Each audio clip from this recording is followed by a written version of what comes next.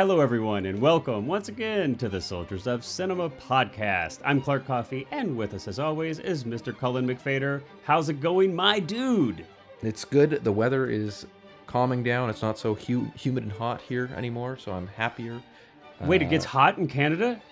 It gets very hot. In fact, my family in California, they prefer to spend their summers in California than up here because it's so humid here. It's like the deep south.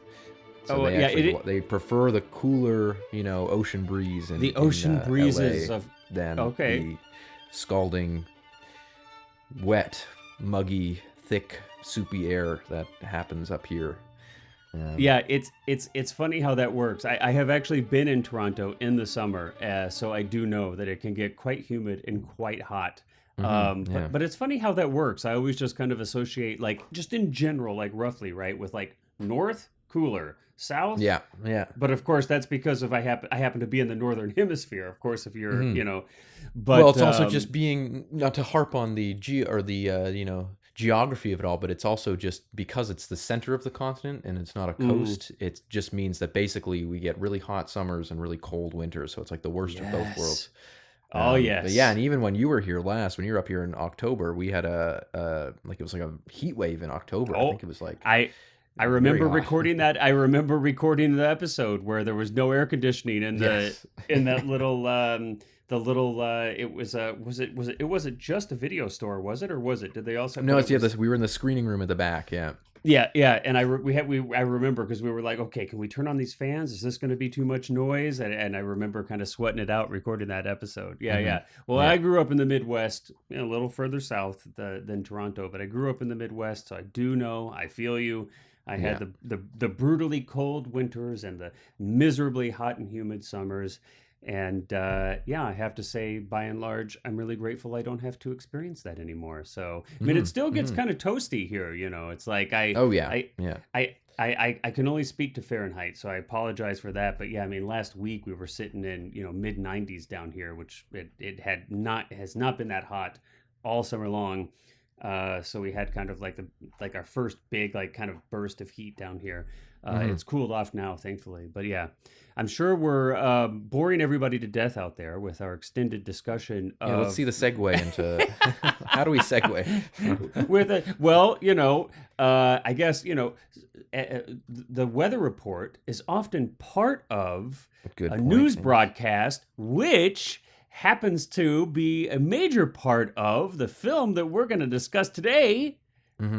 Sidney Lumet's 1976 film Network. How was that? Was that a good segue? That was decent. I'm impressed. I'm impressed with the pull off there. Oh my gosh, this is so horrible. But you know what? I love it nonetheless. This is just, it's who we are. Our senses of humor are pretty corny. What can I say?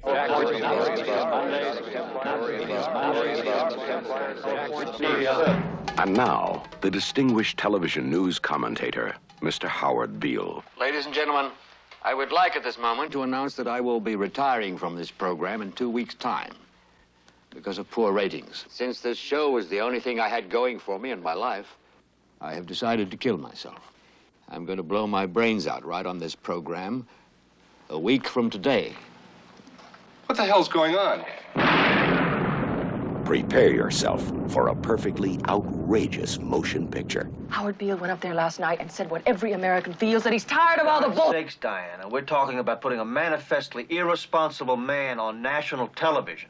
I am not putting Howard back on the air. It's not your show anymore, Max. It's mine. I got a feeling I'm being made. You are. Got to warn you, I don't do anything on my first date. We'll see.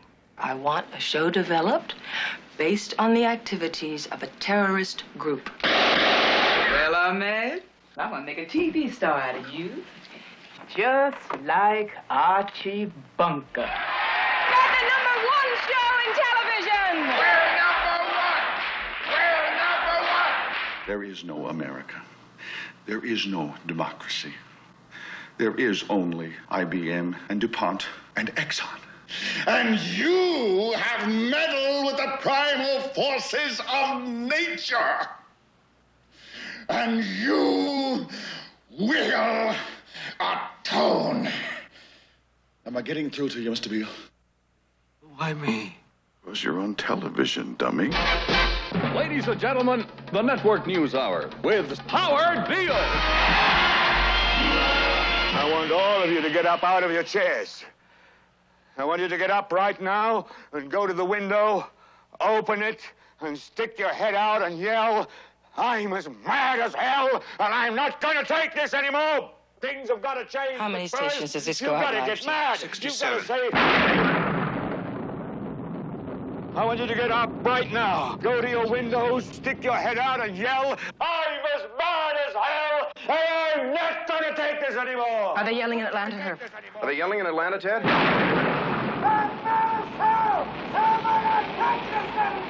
mad as hell! I'm not going to take it anymore!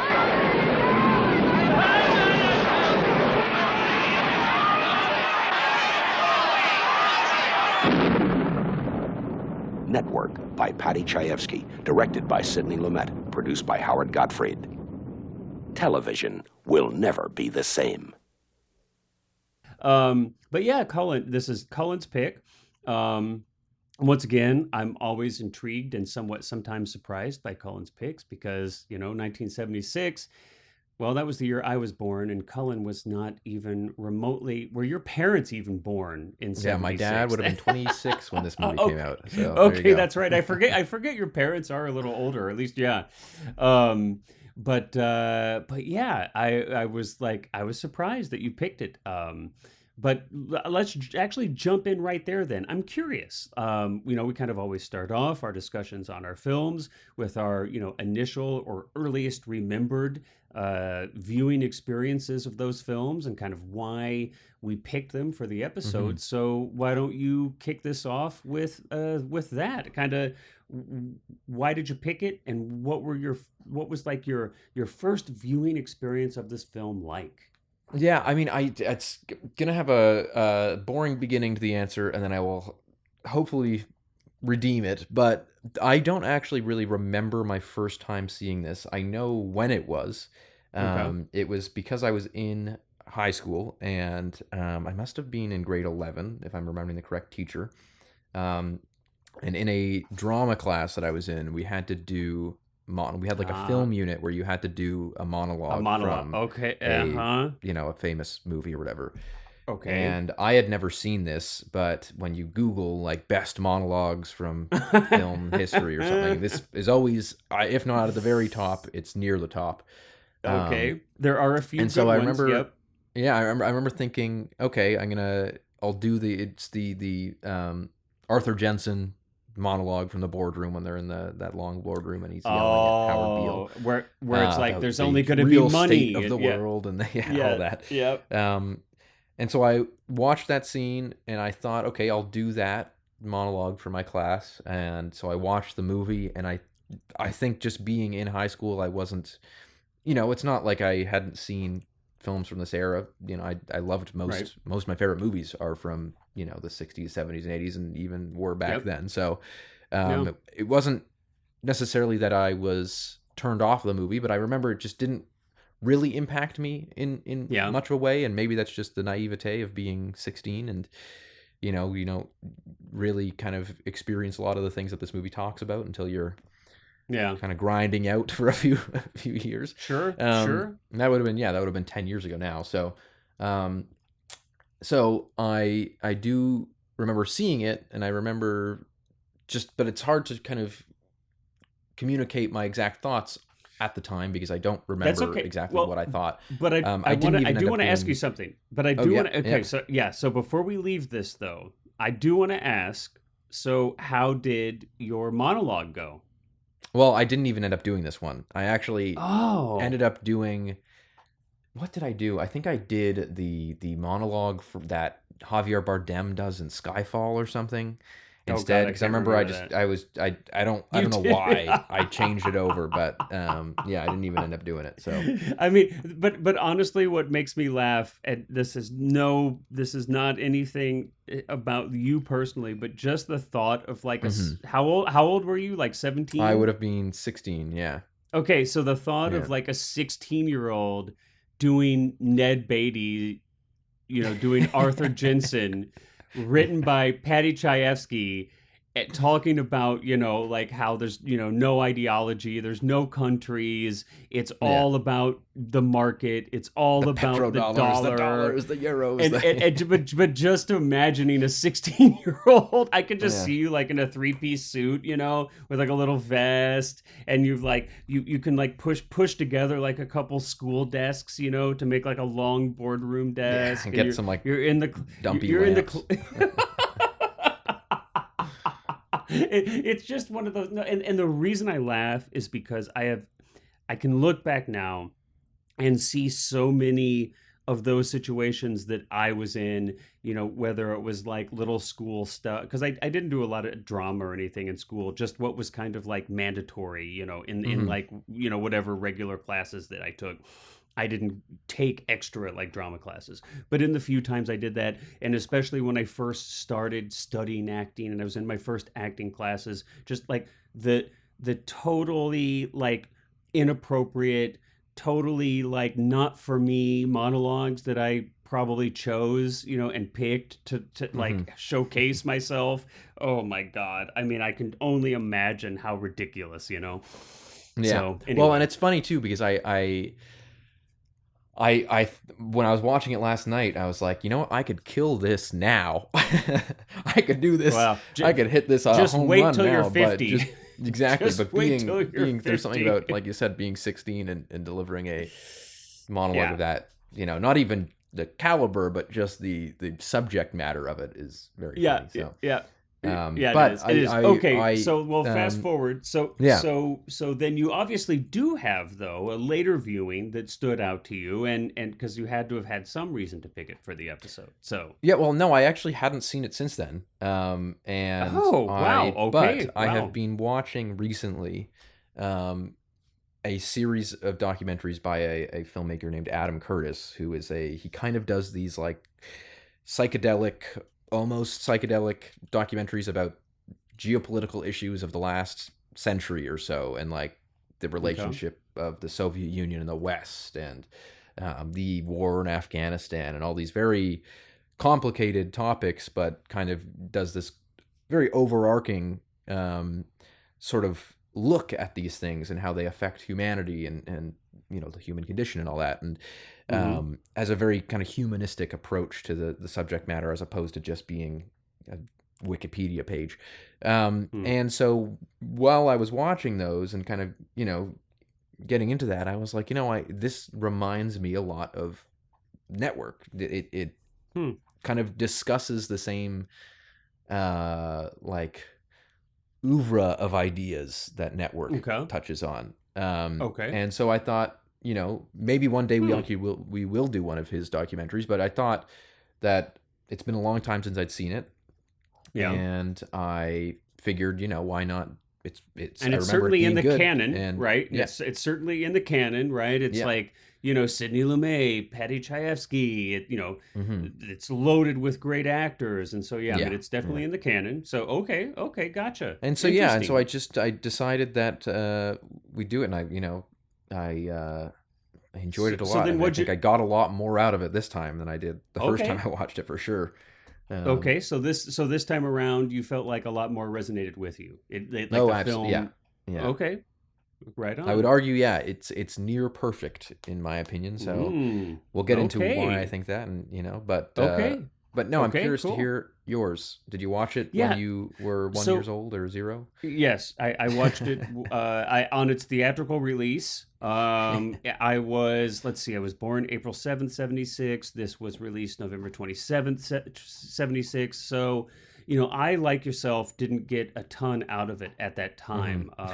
Mostly I was just concerned with like all these bright lights and loud noises. I wanted to sleep and just, have a bottle, but unfortunately the theater I was at didn't allow bottles at that time, so you couldn't bring in your own treats and snacks, so no. I actually can't remember. The first time I saw the film, but I was probably younger as well. I was either probably in high school or college, and had just the film had come up, probably in like film classes I was taking, or just in my own kind of like exploration of, what's good cinema, what are the films out there that are, that are supposed to be great. And so I absolutely know that I watched it when I was younger, but I really don't have any significant recollection of it at all.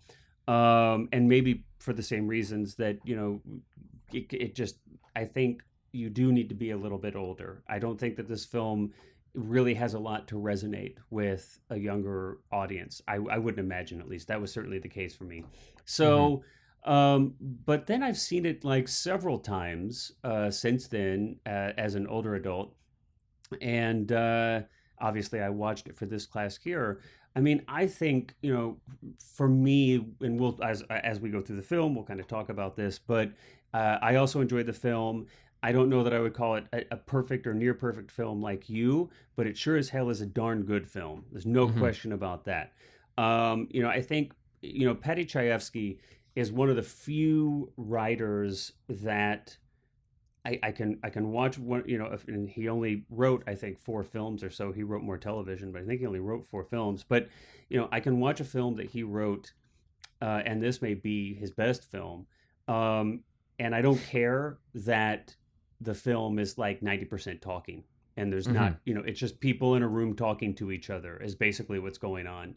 Because usually that's I put my head in my hands and I, just say, whenever I'm watching a film and it's just talking heads, I usually have a big problem with that in a film, because I'm like, it's moving pictures, tell the story visually. Now this film, I think, does a good job, actually. It's of telling. There's some good sound design. There's some overlapping stuff that I think works really well. And yeah, so I don't think this film isn't deficient in that department, but the writing just so overwhelms it, right? There's so many huge monologues. So much of this is just about people talking in a room. But there are many other writers, honestly, that I feel like in cinema that I can watch a film that's so much about people just talking and be like, that's a freaking great film, So, yeah. but this is one of them. So yeah, I mean, the writing, to me, the dialogue is just head and shoulders above what 98% of films I think that are out there. And so I think that's probably the thing that that I pay most attention to. The other thing, though, and this is really, so it's not just that there's this amazing dialogue, but also I think what I find myself really thinking about now when I watch this film is what the film is actually about.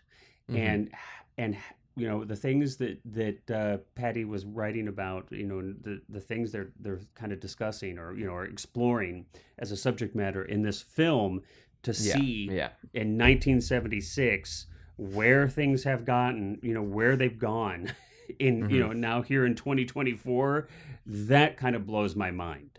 Yeah. There are there are so many things in this film that are just like, how in the world could Paddy have known that? I mean, I think he was so keyed in to the human condition and had such clarity in so many of these areas. It's just really extraordinary where things have gone and that he kind of predicted. But on the flip side, though, there are things in this film that, for its time were probably like pretty far out and wow. And like, oh my gosh, I can't believe, they were like sounds supposed like to be conspiracies and yeah. Well, trying to satirize, right, where television was at the time, right? Yeah. And we're kind of outrageous. And you look at it now and it's like so small. The parody and satire is so small because of how insane things actually did get, and where things have gone. So some of that kind of looks really small in hindsight because of how actually insane things did get. So that was something that I thought like was kind of had my mind on quite a bit. But anyway, but I digress.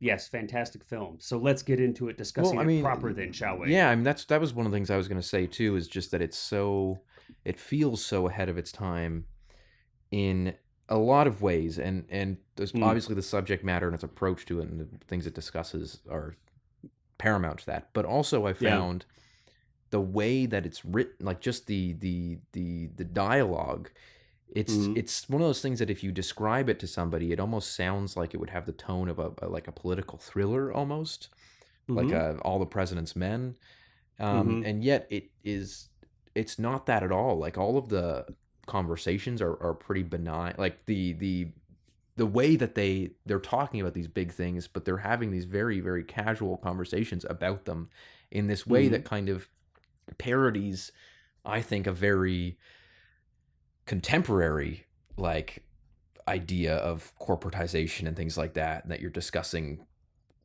changing millions of people's lives very casually over Caesar salad or whatever, and just I thought that felt so like it doesn't feel like anything else from this era in the way that the actors are giving their performances, the way it's written, like it feels totally contemporary. And I think that was one of the things that really surprised me last night, was just that the way that they're, again, even like removing itself from the subject matter, like if subject matter aside, that the dialogue itself sounds so timeless. It sounds so modern and like it could have been written yesterday. And that's what's interesting, is it does sort of have this kind of like tongue-in-cheek vibe to it, like that there's a, it's described as a black comedy officially, but it's not necessarily laugh out loud funny. It's just that the tonal approach to it is so much more like lighthearted or casual than you would expect. And so it's really interesting to me. And I think that kind of makes it very, very, again, timeless in the sense, because I think that if it was to take it entirely a different route and to take it very seriously and be very self-serious, I think you would feel it dated, because I think those aspects, like you said, where it's like the elements that feel like they're kind of conspiracy or really far out and things like that if it was to be self-serious about those things, it would kind of have this entirely different tone to it. And I don't think that would have. I don't think it would hold up as well if it was, done in that way. Well, that's it. It's interesting that you say that, because I've got I had a little different take on it, but I want to kind of explore that as we walk through the film, because I think some aspects of the film I would agree with you there, but I think especially in some of these longer preachy monologues, I don't know. I feel like the film kind of moves away from what you're describing, but I'll kind of, as we go through it, I think we'll kind of land on some of those spots and we can speak to it more specifically. But so basically, right, we're here, contemporary 70s America, and we've got Union Broadcasting System, which is obviously a fake network here in the United States. At the time, of course, the context of this would have been ABC, CBS, NBC. And so so here we have a manufactured network, but back then, and this is what I find so fascinating, that this film really, this had already kind of started, but gosh, where this has gone is just, who could have imagined? Well, obviously Patty had an idea, but where the news, the news departments at a network television station were not considered like profit generating departments. It was basically the networks had to fulfill their obligation as being gifted or given the broadcasting rights by the U.S. government, that the broadcasting of news would be a part of that, like neutral news, that would be a part of that. And that the networks were, it was kind of a prestige thing. It wasn't really a profit thing, right? All their other departments, the entertainment stuff is what generated profit, not the news department. Well, of course, boy, we can sure see where that's gone, right? I mean, holy crap. And we'll get into some of that. I mean, it's just wild. But we've, and we're introduced right away to Howard Beale, who is, of course, played by Peter Finch, who really, I mean, and everybody in the film, I think the performances are really outstanding. But Peter Finch is really extraordinary in this film. And basically, and this is what I love. We can kind of talk about this little moment here, because I think maybe this is what you're speaking to kind of this casualness, or this kind of like, it feels so kind of lived in, and it feels like we're really behind the scenes here of this broadcast, right? is we're in the control room. We've got the announcers kind of, he's actually like then the announcer, the anchor. Howard Beale is our anchor here, and he's kind of we start off right away too with kind of this humor that you're talking about, where we can see that this is like, I mean, they've done this 1,000 times, right? So everybody's in the control room and they're kind of BSing amongst each other and just kind of this cross chatter, and they're not really paying a ton of attention to the broadcast because they've done it so many times they don't have to.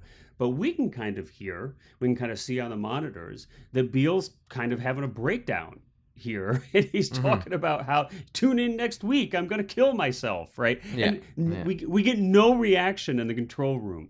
Now, this is kind of, I just love, I think, like, Lumet kind of utilizes this kind of this humor throughout the film, and I think it's really effective. But we've got such this contrast where nobody's even really hearing it, nobody's even really paying attention, but it's also kind of part of the point, right? But I'm going to kill myself, and then this kind of sets off this whole thing where Howard Beale is is kind of having this breakdown, and a lot of it is taking place on camera, and then he's being used by different people in the network for different reasons as we go through this, ultimately of course for ratings. But one of the things, and I'm curious what your thoughts were when you first saw the film. When I was younger and I first saw the film, I thought that the story was going to be about Howard Beale.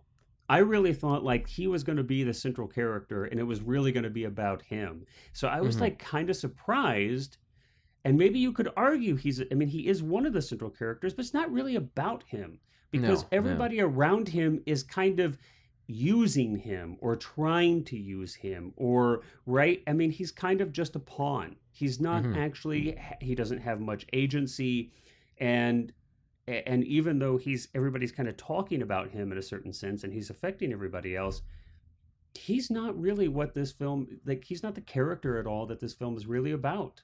And I think that kind of threw me off a little bit when I was younger, when I was watching this. Yeah, I mean, it's interesting. He doesn't, you almost only really see him in the movie when he's having these breakdowns. Like, you don't really get, whereas the other characters, you get a lot more, side stuff with, of course, Max and his wife at home. You get Diana and her kind of, you get a little bit of like her personal life, and she goes out. Obviously, her and Max end up having an affair.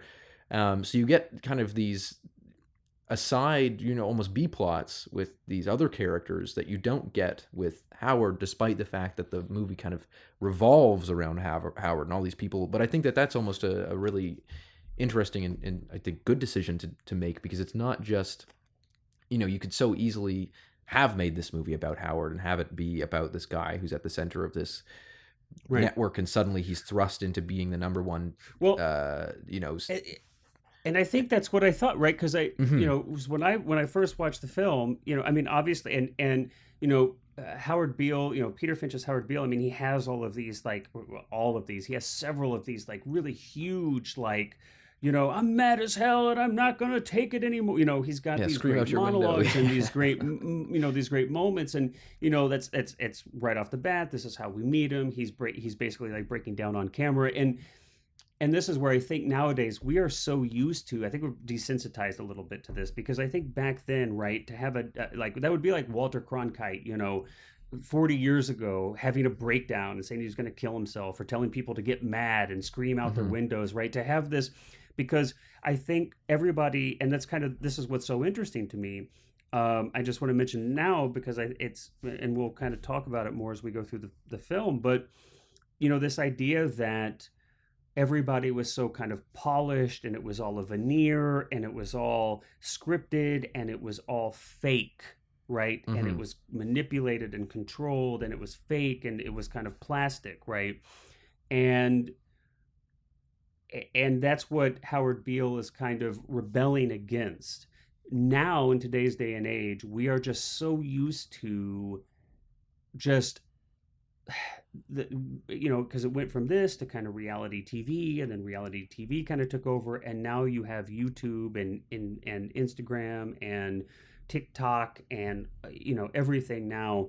And so it's just, in some regards, it has what Howard Beale was railing against has actually permeated the entirety of our culture, and everybody now is like a plastic news anchor, promote whatever, you know what I mean, doing their spiel on camera, managing their image and everything. So I guess in a way, maybe it's more relevant than ever, actually. But as far as like having an outburst on camera, we're certainly desensitized to that, right? Yeah. But I think even just with the internet, right? With like you see that exactly. Yeah.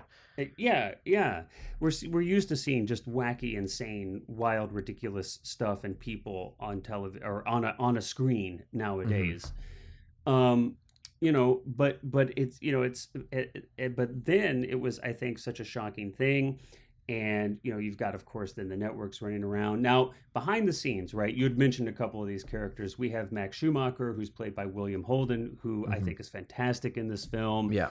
And I really feel like he's kind of, it's a shame. I feel like he's being a little bit lost to time as an actor, because I don't know that he just, however these things work, he's not Paul Newman or, Marlon Brando, or I think he's just kind of a bit more of an everyman. He's not as flashy or beautiful maybe as some of these other stars, but and he certainly was a star in his era. So it's always fun to see Holden, and but I think he's great in this. But he basically plays like the head of the news department, and you'd mentioned Faye Dunaway as Diana, and you're right. They do kind of, I wouldn't even actually call this a romantic affair, though. I don't think that's actually what's happening. It's almost like a... And they, well, they talk about this, and we'll kind of get to it, how Diana really doesn't have emotions like that. It's not really about love, that she doesn't have love for another human being. In the film, they talk about her as being like a tube baby, that she was raised on television and grew up on the tube, which we'll get to. Boy, talk about the direction that's gone. Speaking of like screen time and being raised on quote unquote the tube. But Diana is this really ambitious executive there.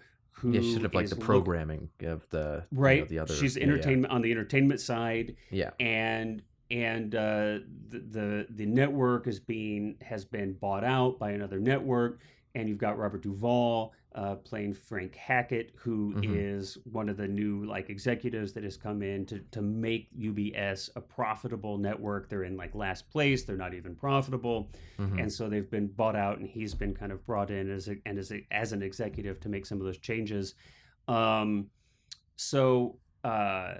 And so then we kind of, then we have this fun little play here where, okay, our anchor has gone nuts, and Max, played by William, is a friend of Howard Beale, and it's interesting. This is an interesting relationship too, and where we feel like there's a friendship there in the beginning, right? We really actually open. I kind of missed this, but we really open where there's this little scene where we see that Howard Beale and Max Schumacher have this relationship, this actual real friendship that has gone back a long way. And it's interesting how that seems to kind of fall away as we go through the film here. Max is maybe just dealing with his own things, but it's such a sad character, Howard Beale. His loneliness in this film. And how he's kind of just used and left by everyone. But anyway, gosh, I feel like I've been talking an awful lot. But this outburst on camera sets in motion everything. And now we get to a place where we need to we'll put him on, and we're gonna have this new little section in the newscast, and where he's gonna kind of do his editorial and go crazy, and this is gonna be great for ratings. And the mad prophet of the airwaves. Wackiness ensues, and then wackiness ensues, of course, right? But yeah. What were some of the things that stood out to you as far? Well, I think that one of the things that you mentioned that I kind of immediately took note of during this watch was just this idea when he goes on that kind of rant about the fakery of it all, and like the lies of, that it's like, we all know that it's fake, and yet we all go along with it, kind of thing, of this like almost mutual understanding. Like, it's not necessarily a shock to the people that everyone knows that the news anchors are putting on smiling, plastic faces to deliver this stuff. And so I think that was one of the things that kind of stuck out to me. Loop around to this idea of that again, because it was related, it's been on my mind. Just this from Adam Curtis's documentary. One of them is called Hypernormalization, and his whole thesis in that, which I think is completely related to this, is this idea that, and this is one of the things that I also felt was so forward thinking, and so one of the reasons this feels so contemporary is this idea that beyond even just media, like beyond even just the news or that kind of side of things, but kind of penetrating all of life these days, from politicians to quite literally just everything. It really does penetrate, is this idea that those who hold power lie to the public, lie to a general population with complete awareness that the general population knows that they are lying. And it's this kind of weird place that we're in societally and have been for quite some time now. But this movie very simply touches on that idea. And it doesn't even have to be big, grand, conspiratorial lies, but it can just be things where it's like everyone knows that a certain element isn't true, but for the sake of decorum and for the sake of norms and societal norms, it's like almost the requirement of those in power to lie about them, right? And so there's this very interesting kind of, again, it permeates this movie completely, because what is the kind of central factor of Howard Beale's show other than breaking down the facade of news, entertainment, and media, and giving you the whole truth? And this is not your grandma's news anchor. I'm going to tell you how it really is, because everyone's pissed off. We're in a recession. Of course, this takes place during the petrodollar crisis when oil was skyrocketing. So it's like this very resonant kind of idea and very resonant time frame on this movie where you think, okay, like there is this underlying tension throughout society. Everyone sort of seems like they're uneasy and pissed off about something, but there isn't really a singular voice to voice it, or if there is, oftentimes they're doing so for ulterior motives. And so as we come through the movie and you see this kind of get twisted by those empowered who kind of take Howard Beale's that energy and that kind of momentum he has and twist it into something for their own and kind of bastardizing it, it gets very interesting. Again, even becomes almost more relevant, that it's like we're going to take this classic corporate move of saying, well, this is resonating with audiences. How can we make it profitable for us? And so suddenly it's like, but then you have this other side of it where, one of the, as we get later into the film, there's this, right? I mean, they co-opt his, and this is of course what seems to happen all the time. And I think another like prescient aspect of this film, there's so many of them, but it's basically, Howard Beale's, his nervous breakdown, that leads to him like wanting to break through all of this kind of the facade and the this, like you say, this kind of charade that's taking place where there's kind of this, okay, we kind of know this is sort of plastic but we're playing like it's real, and that's the norm, and that's kind of the norm, and there's a decorum, and I think all those things that you mentioned are there, and I think that's important, right? And especially on television, right? And Howard Beale is like, and as he goes through this, right, we see him in his home, and he has like this he's laying in bed, and it's almost like he's having a conversation with God where he's like called to do this, and it's like, and so he goes in, and like at first they kind of give him a segment on the news show, and then that kind of he kind of has like this a little angry man rant kind of format or segment on the news. And then ultimately what happens, of course, is that Diana takes the news basically takes that away from Max Schumacher and puts it under the entertainment section. and gives him like, and so we see him kind of, you know, at first he's in this like very, very, very modest set, right? This like super tiny little corner set, you know, that looks like really quite janky, right? You know, it's super cheap, and it moves from that to this huge stage show where there's like this stained glass window above him, and you know, there's this big introduction, and there's a live studio audience, you know. And he's, you know, and it's almost like he's like a preacher, right? Is almost the sense that you get with the big stained glass window, and he's coming down with a spot on him, and he's like, you know, basically preaching is really what it is. So we see this progression, and you know, the whole time, like this guy is having basically this nervous breakdown, or this kind of this, I mean, really, you know, very real mental issue, right? Well, I think that's key to it, right? Is that that's one of the reasons that the movie almost indicts the audience on that too, is that I think that goes back to what we were saying before about how he's not really the main character, because we as an audience are kind of participating. We don't ever even get the chance to find out what he's like as a person, because we are just here for his mental outbursts, right? And no, well, absolutely, and that's a great point, because aside from seeing him very briefly, like lying in bed, like I said, with this brief conversation that he's having to himself, or you know, or maybe he thinks that he's having a conversation to God, some voice is talking to him. But we have no idea. I mean, I don't even know, correct me if I'm wrong, but I don't even know if we know that he has a family or doesn't have a family. There's never, we never see any aspect of this. And so that's Max what I mean. is his only friend, really. I mean, I think, and even then, aside from that very, very, very brief opening scene where they're drunk, they're having drinks, it's late at night, and they're, you know, we see Max tell this story that it becomes pretty apparent he's told it 1,000 times, but they're both laughing, you know, about way back in the early days of his career, you know, before he was an executive and he was actually a journalist, or a reporter.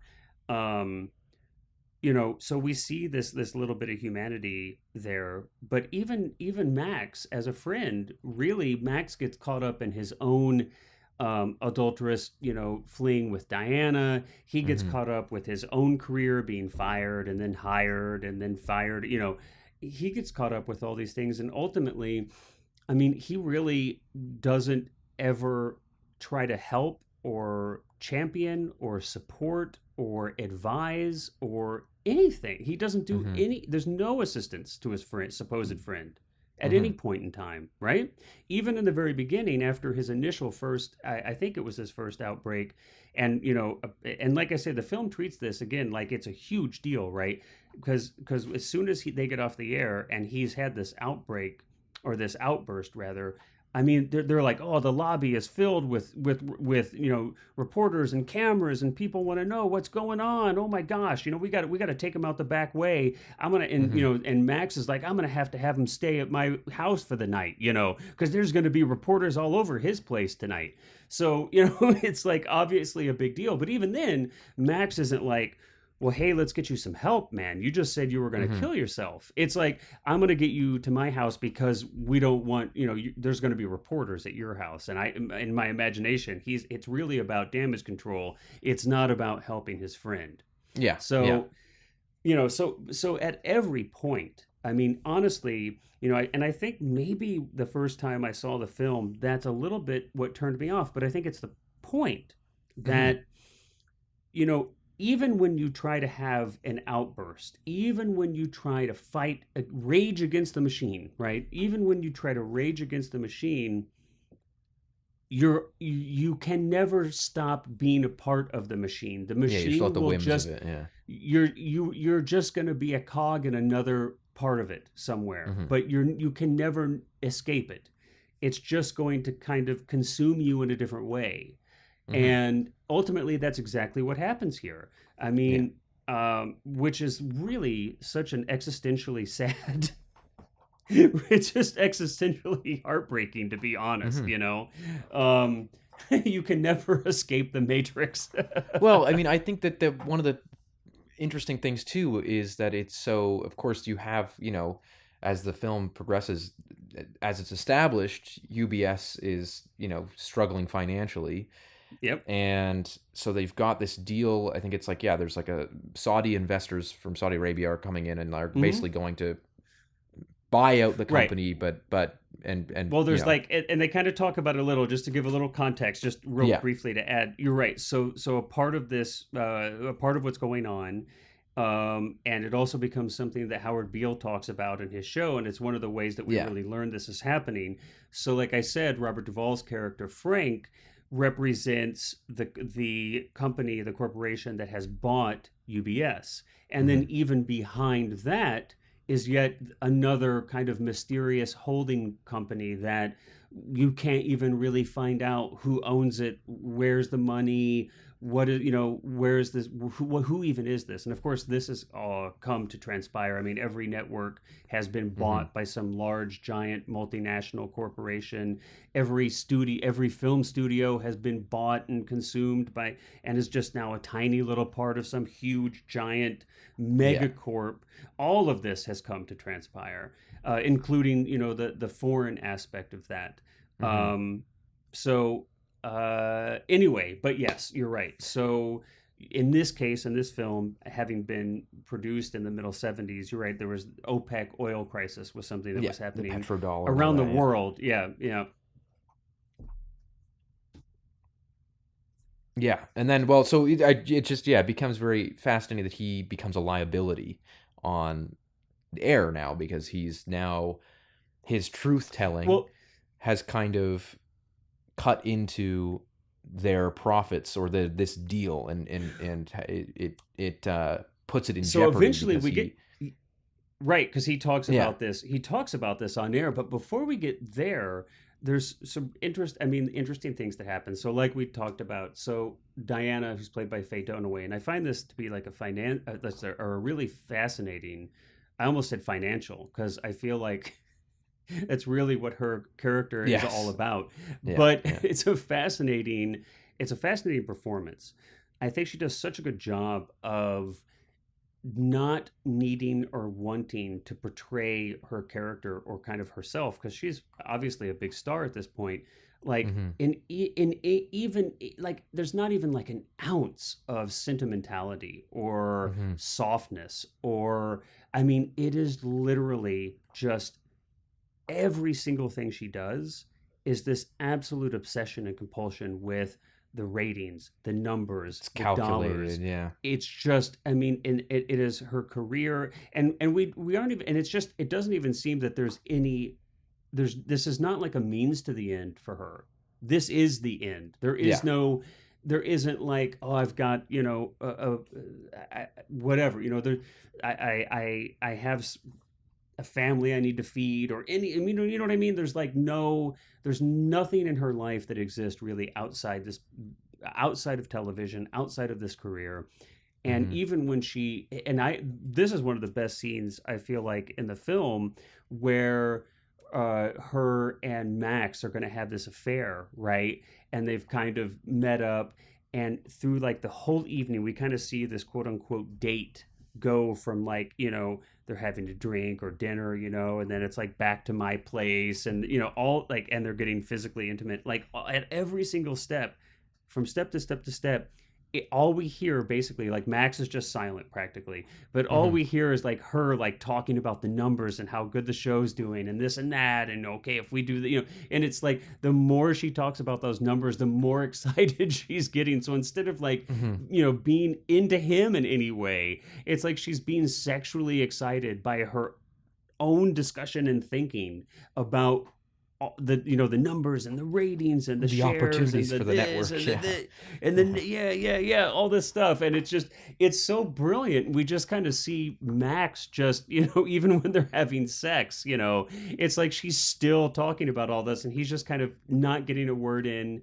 And I think and really just having this kind of realization, and ultimately he says it to her. He's like, you're just all is television. You've just been raised on television. There's nothing else there, and all I want for you to do is love me. So I think he actually is a human being who does want a relationship here of some He's type. not a tube baby. Right. He's too old. He wasn't raised on television. Exactly, yeah. But he was the generation before, yeah. But so he's like, all I just want is for you to love me. And I can't, I don't have that in me. That's just Mm-hmm. not a part of what I'm able to do and offer. So I think that's like a fascinating moment. But yeah, her performance here is really outstanding. And because I mean, literally from beginning to end, her character, there is not one single moment where she has any softness, really any likability, truthfully. There's nothing sentimental about her at all, which is fascinating. But she's been good at that. I feel like she's great. We did Barfly, if I'm not mistaken, I think numerous episodes ago. And I feel like a big part of this type of performance was in that film as well. Mm-hmm. No, I think that's, you've kind of hit it on the head, which is just this, she represents this kind of inhuman, like what is to become of network television, and even though she is not, the Robert Duvall character, like Robert Duvall's motives are very different from Faye Dunaway's. Robert Duvall, of course, playing Frank Hackett, who ends up taking over the network. Well, so I see what are your the way that I that? see his, like Frank Hackett, when he takes over the network, is solely concerned with ratings and that sort of thing on a monetary level. He wants the money flowing, and he wants to get rich. Faye Dunaway, as Diana Christensen, has this kind of almost like symbiotic relationship with the network itself, where it's like she needs it to actually succeed. Like that's her life's I think purpose. You're right. And so That's she has this incredibly, again, like you said, that her entire sexual all of the sexual conversation they're having is just her talking about these numbers. But she talks about it. She never mentions money. The only time she ever mentions money is to convince somebody else to do something for her. You're right. And so even when Howard Beale puts this whole deal, this like buyout deal in jeopardy with how he's going off about, he's speaking too much truth and it's coming too close to home on his show. Right, because she doesn't even panic about that. You're right. Well, and it's interesting too.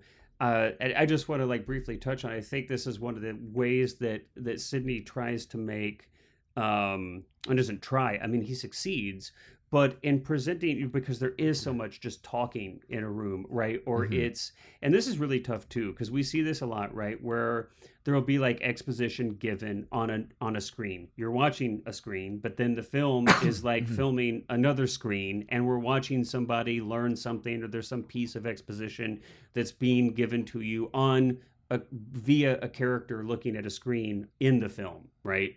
And so much of this is that kind of meta thing where it's a film about somebody's on a stage and they're being filmed, and people are watching monitors and people are watching televisions, and there's so much of this in the film that I think it really could be a trap. But I think they do a great job of filming screens, and it is exposition, but it is also done in such an interesting way. At every point, there's always so many things going on in the frame. There's so much depth, and and the sound design is great, where we always have, like, if we're looking at a screen. So, for example, you talk about the scene where Howard Beale is basically, I mean, I was going to say sabotaging. He's not technically actually trying to sabotage anything. He's just like ranting. Like he feels like he's like railing against, the universe or something. I feel it's not like he has some vendetta and he's trying to take down the network. He's like in some kind of, he feels like a I've prophet, just seen right? Right. He like, I've just seen the burning bush is kind of in Christianity, at least, like that's where he's kind of coming from, I feel like, right? So it's way bigger than, well, I just want to sabotage this deal for the network. It's much larger than that for him. Absolutely. But obviously, ultimately what happens is that he does jeopardize that deal. He actually tells the viewing audience to send telegrams to DC and, to persuade Congress to stop the merger, or to stop this deal from going through, which is ultimately, people do send in a bunch of telegrams. But I love that, right, where we kind of, we're in this, like, it's a ballroom or a restaurant, if I'm not mistaken, and we're watching the broadcast of Howard Beale, do this, like, give his spiel and his rant, but we've got Duvall in, like, the far background. Mm-hmm. Ends up coming into the foreground. There's other conversations. We're getting pieces of information and responses from, so there's always so much depth, right? Or we're in the control room and we're watching screens, but there's also a lot of conversations going on amongst the people someone's on in the control phone, room. or A lot of overlapping dialogue, and it's all generally done so well that I never really had a moment. I'm curious if you felt the same way, where I thought, oh geez, it's just another, like, I'm looking at a screen and I'm getting exposition or something like that. It's all done with a, I think that's where Sidney Lumet shines, is that he I think has a very good understanding that this is a dialogue heavy movie, and so you have to make sure that it is not only, I mean, the dialogue I think stands on its own, it's very interesting, but for sure, I think Sidney Lumet understands fantastic. that to play this up and to get people to stay engaged with it, you almost have to figure out a way to shoot each scene different from the last, so it doesn't just sit and get stale. And so, like, every single moment that we are learning some sort of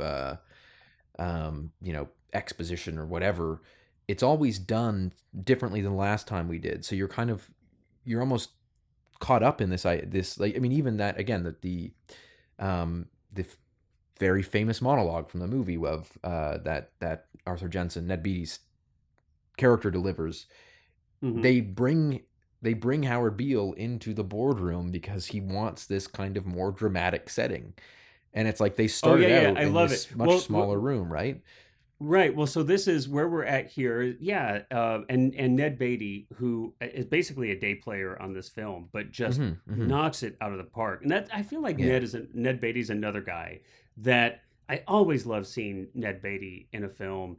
I mean, for me, the first times I ever saw him was probably like in the first Superman, like the Christopher Reeve Superman movie, when he was like the Lex Luthor's little, like, I don't know, sidekick or, punching bag. I don't even remember the character's name or anything, but, or even which Superman film that was, because out of the first four. But anyway, point is, always love seeing him, and he really knocks it out the park here. Yeah, but... so after he plays the head of this kind of conglomerate. He's like head. Yeah, he's so like the head. There's a conglomerate that buys UBS, Yep. and then the deal with those outside investors are being done by, I think it's called like CAA or ACC or something like that. Yeah, some alphabet soup thing. Yeah. So now, I mean, that's the thing, is that you almost have this great moment when, of course, Howard Beale goes on this rant about, write your congressman, write the White House, all this stuff, prevent this deal from going through because it's the corporate takeover of your nightly news. I'm not going to be able to tell the truth, blah, blah, blah. And he's, again, like you said, he's not intentionally trying to sabotage this deal. He's just speaking what he thinks, and what he thinks is true as this kind of new prophet. And then he comes to face what that power actually looks like. When suddenly, he's brought in, he's never physically threatened. It's not like they give him a 1-2 or a shakedown or something. But they, Ned Beatty, Arthur Jensen, sits him down in this big boardroom, which we've seen once before in the movie, but in a much long table. Yeah, and they sit at the very opposite ends.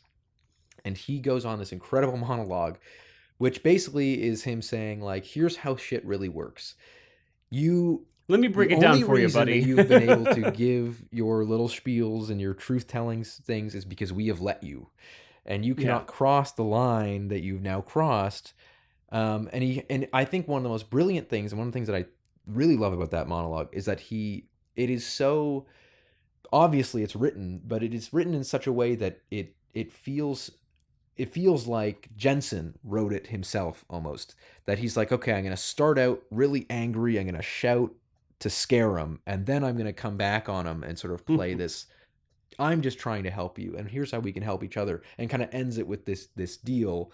But it's so, of course it's the monologue, if anything, I think is probably been viewed more than the movie itself, because it just one of those things that just floats around the internet every once in a while, like come up on your aunt's Facebook feed or something, and she'll be like, "This is the truth," and but he goes through this whole thing of like, here's how the modern world works, that like countries don't matter, borders don't matter, all that matters are, you know, boardrooms with boards of directors who are going to make the decision for the masses, and you know the politicians it's about don't money. really matter either. I mean, and exactly, it's about I mean, ultimately, he says, you know, look, I'm going to reveal to you what the power of the universe is. Money. That's what makes everything go round. Money, almighty dollar. and that's the end all be all of it. But yeah, you know, I'm curious because, you know, I think like the I'm mad as hell and I'm not going to take it thing, you know, because I'd even heard that when I was younger, even before I saw the film, and it was kind of like, and I think that's where going into it when I was younger, I thought, oh yeah, it's going to be about how this guy, like, you know, breaks out of the system and is able to, like, you know, like rebel against it, like, successfully, you know. And of course what really is happening is that, like, it's about somebody who has a nervous breakdown, and maybe it's like there's some combination of rebellious something somewhere, but really it's like whether he's mentally ill or whatever, however you want to define it, ultimately it's like so heartbreaking because he's ultimately just used by the system. He doesn't ever escape anything. And really, no one here escapes anything. And ultimately, of course, what happens is that, you know, ultimately the network, I mean, literally, this is another scene that just like, I feel like there's humor here, but it's like so much of this humor, it's like funny, but it's tragically funny because it speaks to such a sad truth in a way, you know, where you've got, you know, Diana Christensen and Frank Hackett and everybody's these other executives are in a room, and it's like, okay, well, what are we going to do with this guy now? Right. It's like, you know, what are we going to do with him? Can't fire him because that'll make him a martyr. Yeah. Yeah. So what are we going to do with him? Well, we're gonna have to kill him. And it's like this discussion is so matter of fact, and it's so like frank, nobody. When Hackett like first brings this up, well, yeah, I guess we're just gonna have to kill him. It like nobody even flinches. Nobody's like, what? Like, whoa, you're kidding, right? Like, you come on, dude. You know, nope. Well, you almost the way he delivers it almost sounds so casual that you think that he's trying to be funny, but then everyone else just kind of goes along with it. Yeah. No, totally. You're like, oh, okay, well, obviously that's a joke. And then like 3 beats later, Diana kicks in and is like, okay, well, let's see. How can we make this work? You know, I think you're totally right. We're going to have to do this. Well, hey, I've got this great idea. Now, this kind of brings in, you know, a little plot point that we hadn't really talked about yet. But to me, it's the funniest scene in the movie. To me, like if you just take this one scene, it's the funniest scene in the movie. So just a quick little like catch up to this, just in case for you listeners, it's been a minute since you've seen the film. So one of the kind of shows that Diana's putting together on her entertainment side is this reality show about like it's what was it? It's like the Ecumenical Liberation Army or something. Yeah, they're right? like a ELA, radical left wing, like a radical left terrorist group that's like, you know, and this robbing is they're kind of riffing off Patty Hearst and that whole thing. Yeah. But basically, right, they've like kidnapped some, you know, obviously fake heiress, and they're kind of following the Patty Hearst line. And, you know, ultimately, she's basically hired, you know, this radical left terrorist group to shoot their own, you know, video or shoot their own film while they're robbing banks or do whatever they're doing, and kind of build this whole show around it.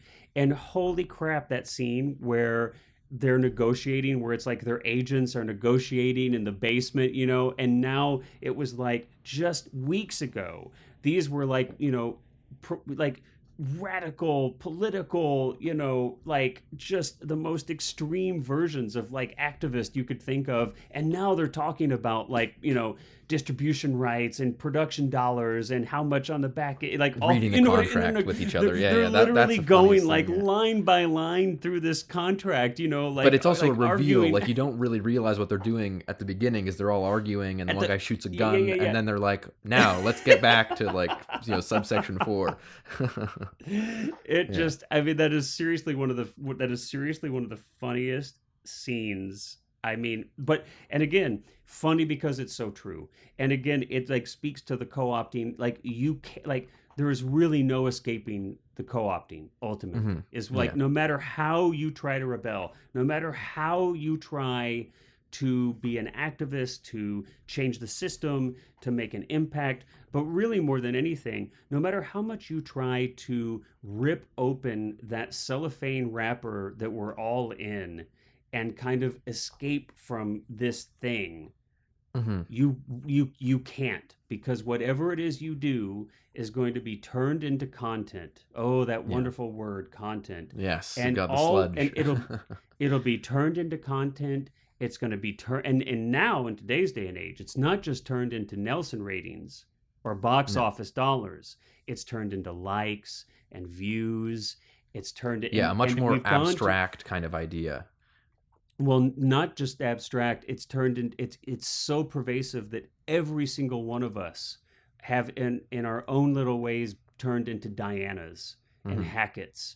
Every single one of us now manages our image online, is our own little marketing department, is our own little PR department, is our own little we executive board that checks what are our ratings today for our Instagram post and our YouTube post and our How's TikTok. the new episode of Soldiers of Cinema doing? And it is literally, I mean, that is literally the world that we live in now, dude. Yeah. Where it is, it is a business for hundreds of thousands of people, where they're trying to monetize their daily lives. I feel like I'm turning into Howard Beale right now. Like, people, put down your cell phones, get mad, and say, I'm not going to take it anymore. Yeah, if you're listening to this right now, open your window and say, I'm pissed as hell, and I'm mad as hell, and I'm not going to take it anymore. But literally, the most, I mean, everything is turned into little packaged content with little blue thumbs and whatever the hell else, little click on me, subscribe, like.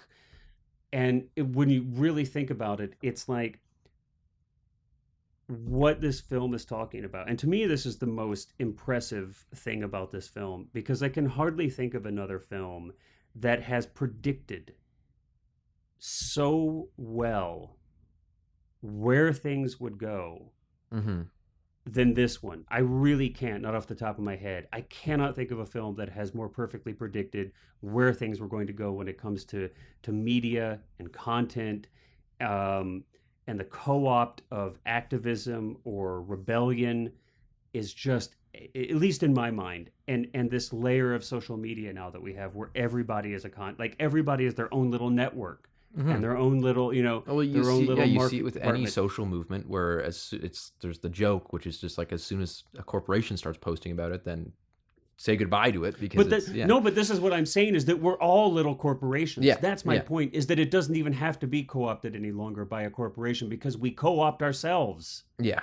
We, every little moment of our lives.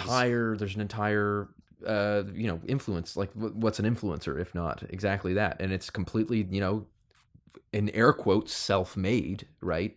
But it's just, there are a lot of people who consider themselves influencers that have not very many followers, and yet it's like you said, there's this entire idea of everyone is kind of that in a lot of ways. Like, and maybe it's, and if you've grown up with it, it might be hard to not know what it was like to live in a world without social media. And I don't want to make this about that, but it's just mind-blowing. And it's just, and yes, the dialogue is amazing, and it's crisp, and it's brilliant, and it's wonderful to listen to. And I can think of, like, maybe, Sorkin, when his dialogue is at its best, it reminds me of this.